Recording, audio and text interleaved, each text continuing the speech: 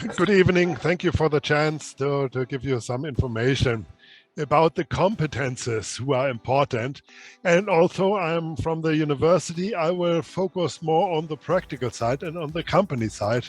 So give you an impression what is the demand of the companies in the first slide and the result of the studies in the last slide, where I'm slowly getting in. So the practical parts are the main focus.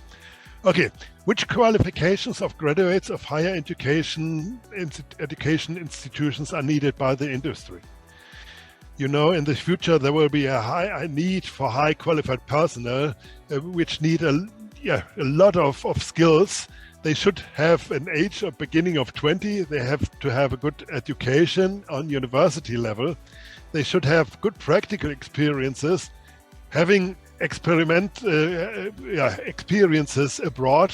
They should have the ability to act efficiently at the companies, and they have, and that's my main focus, I would focus on the good social competences, which are quite important. And if you see, they are now in the age of 20, it seems to be impossible, but we did it since nearly 50 years, that the young graduates of universities are able to act efficiently with experiences in practical work life, practical applications in foreign countries in the age of 20 to 22. I have a lot of graduates you will see in the last slide. Okay, let's focus on the different styles of university. Also, I'm coming from the engineering department. I think it's similar in the business department. This slide is from Dr. Henault from Siemens. He did it in 2004 and focused on the different competences. In the vertical, you see the theoretical competences, which should be higher and higher if you're going to a university. Special level should be here in the middle, on the which goes through here in the middle of the slide. On the other side, we have a lot of practical experiences and competence who are needed. And if you're going to the university, which is here the brown ones, they are more focused on the theoretical competences than on the practical competences. Some practical competence are needed for people who work at the companies, but they are not so intensive for the people from the university. Then the people or the students who are coming from the University of Applied Sciences, which is more application oriented. Sorry?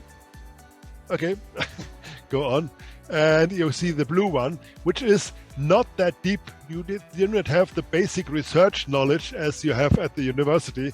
While you're studying 5 or 7 years at the university, you get a lot more basic knowledge for research. But people at the University of Applied Sciences and the Cooperative State University, they know how to transfer the theoretical knowledge into the practice. And you see, these are all the styles which are needed at the company. Research and development and basic research, that's only 5% of the university graduates who are working there. And most of the engineers are working here in that part. And this is of the focus we are focusing on with our studies. Okay, you see, that's the skills or the soft skills of the graduates, which is asked by the companies. On the left side, you see the method competences or methodical competences like learning, analyzing, designing, planning, decision-making, and organizing. That's you will learn at the university, I think. You learn the language skills. You learn the basic of business administration. Sorry for the mistakes, I translated. It was an official slide from the VDE, that's the German Society for Electrical Engineering.